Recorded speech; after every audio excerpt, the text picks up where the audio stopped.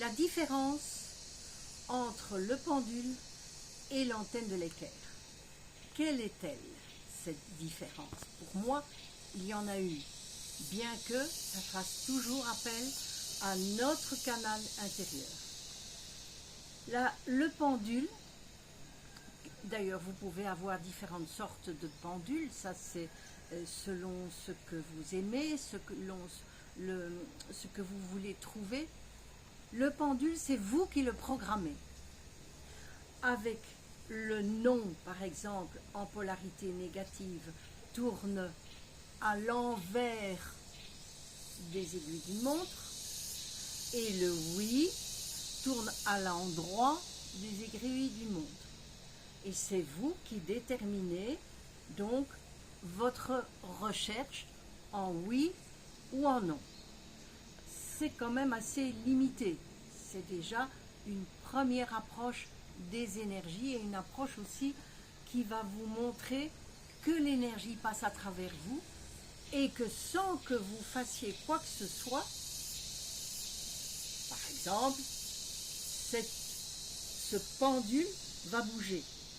Première interpellation que vous allez avoir avec le monde des énergies.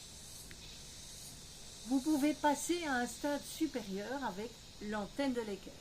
L'antenne de l'équerre est donc un instrument quantique qui vous montre sur différentes longueurs d'onde que vous affichez, avec une tige de polarité que vous mettez en polarité positive ou en polarité négative, ou vous faites la polarité dans votre tête, ça ce sera à vous à déterminer, et vous pouvez, sur la longueur d'onde, par exemple, de l'énergie vitale, qui est le 2,5, qui doit être dans toute chose où il y a du vivant, et aussi entre les cellules, par exemple, du bois, de votre matériau de bureau.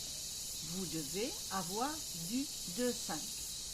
Bon, positif, bien entendu. Par exemple, je vérifie le 2,5 sur mon genou, mon propre 2,5. L'antenne de l'équerre me permet de tirer un petit tiroir parce que c'est l'antenne Atmos, l'antenne française avec laquelle je travaille depuis plus de 30 ans et que je recommande.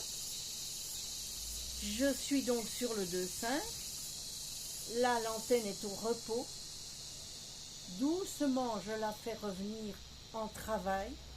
Je ferme délicatement les mains, ça ne sert à rien de les serrer pour soutenir l'antenne.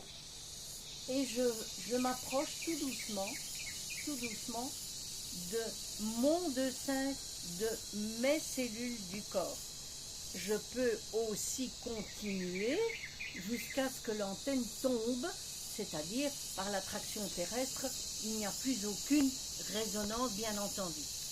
Le lobe de recherche de l'antenne étant ici, je suis vigilante, surtout au début, de passer ce lobe de recherche sur l'objet de ma recherche. Voilà la différence entre un pendule et une antenne de l'équerre. À bientôt!